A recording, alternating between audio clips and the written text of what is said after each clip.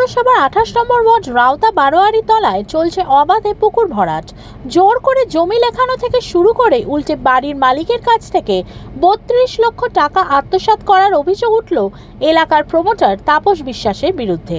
রীতিমতো ভয় রয়েছে জমির মালিক ঋষিকেশ বন্দ্যোপাধ্যায়। 1 বিঘার কিছুটা বেশি জমির ওপর রয়েছে একটি পুকুর, আর সেই পুকুর ভরাট হয়ে যাচ্ছে। প্রশাসনকে জানিয়েও কোনো কাজ হয়নি। বছর 2 আগে একবার পুলিশ এসে বন্ধ করে দিয়েছিল ভরাটের কাজ, আবার শুরু করেছে 2-3 দিন হলো। উল্টে প্রায় প্রতিদিন রাতেই ফোনে হুমকি দিচ্ছে। প্রথমে ক্যামেরার সামনে মুখ খুলতে না চাইলেও পরে মনের জোরে ঋষিকেশবাবু বলেন, আমাকে না জানিয়েই আমার এক দাদার সাথে যোগাযোগ করে জমি লিখিয়ে নিয়েছে।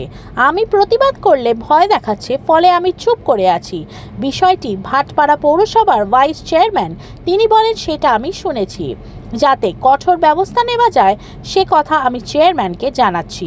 আমাদেরও কিছু গাফিলতি আছে। আমাদেরই জায়গা পুকুরটা ভরাট, এ হাত থেকে ও হাত এইভাবে করে ও এর আগেও একবার ভরাট করার চেষ্টা করেছিল। আমার থেকে ও ওই 32 লাখ টাকা চোট করে নিয়েছে, চিটিংবাজি করে। 32 লাখ তা বোঝেন বিশ্বাসের ছেলে, দালাল। ও প্রথমে ঢুকেছিল ওই জমি সার্টিং করবো বলে ঢুকেছিল। তবে আস্তে আস্তে ওরে বিস্তার করে।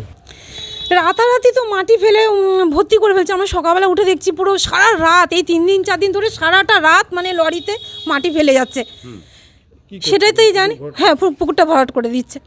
আমরা চাচ্ছি পুকুর আবার হয়ে যাক। হুমকি তুমকি তো দিচ্ছিল, ওই টাকাটার জন্য অনেকটাই হুমকি টুমকি দিচ্ছিল।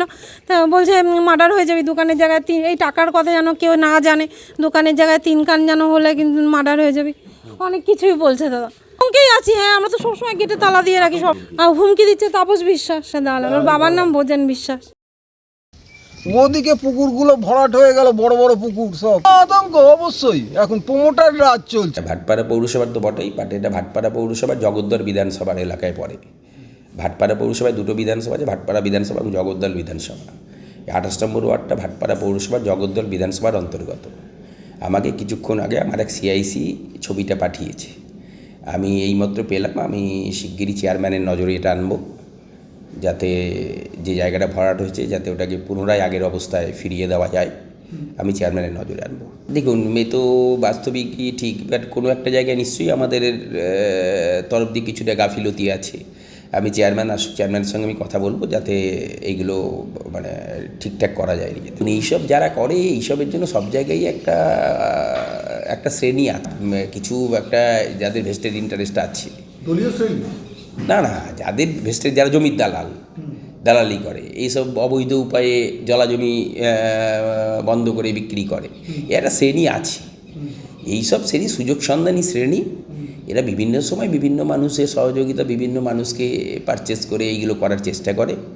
বাট আমাদের এগুলো বন্ধ করা উচিত। নিশ্চয়ই চেয়ারম্যানের নজরে আনবো যাতে এগুলো না হয়।